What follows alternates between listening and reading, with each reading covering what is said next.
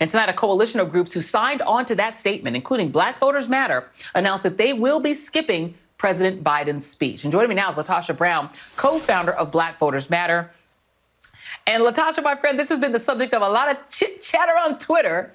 But these groups are not going to attend. And it's not just Black Voters Matter. New Georgia Project Action Fund won't be there. Asian American Advocacy Fund, the Galileo Impact Action Fund. These are groups that helped win the state in 2021 in that special election, and in 2020 aren't going to be there. Tell me why. You know, it is not our goal to be combative or to be antagonistic. We are trying to send a message of how serious this is for us. That has been over a year. When we're looking at SB 202 and the kind of damage that it did in the state of Georgia, currently right now, many of the voters that supported and came out and voted in record numbers, we have less voting rights protection now than we did a year ago. And we're saying that is we're long past the time for just speeches. At this moment, what we want to see is we want to see a bill in hand. We want to see the bill signed. We want to, and we believe that there was a lot of goodwill. There was a lot of momentum that has been lost in the last year because the Democrats did not. We don't feel like this administration made this a priority. And so we're always welcoming. Yes, we welcome people to come visit our state. We want the administration to be successful. But what we also is we have to really be able to hold each other accountable and this administration accountable. It is unconscionable that here we are a year later and we do not have voting rights legislation in place. And so that's the message that we're sending. We're sending a message of we're serious, that this is the moment right now that we're expecting some real deliverable. Now, and I should note that per the great reporting by Erin Haynes at 19th News, Stacey Abrams will also not be there. She did tweet in support of the event.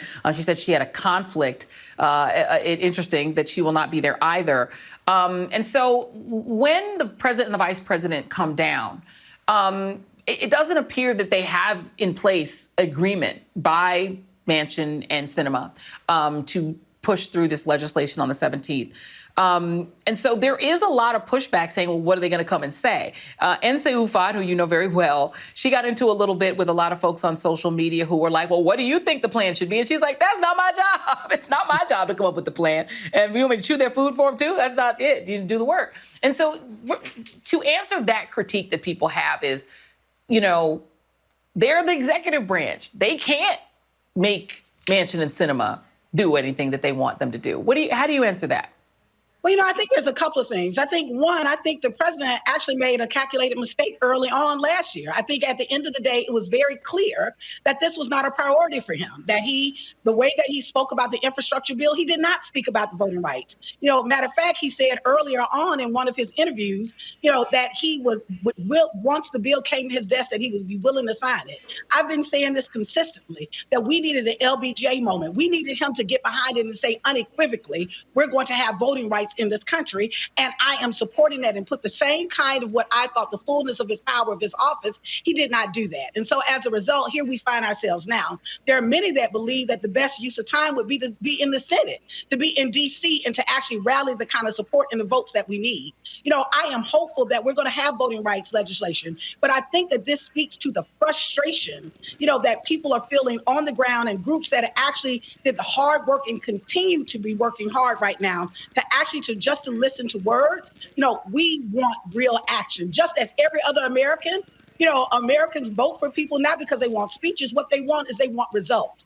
We delivered, and I think that is very reasonable for us to expect that the Democrats would deliver as well, and that this administration would deliver as well.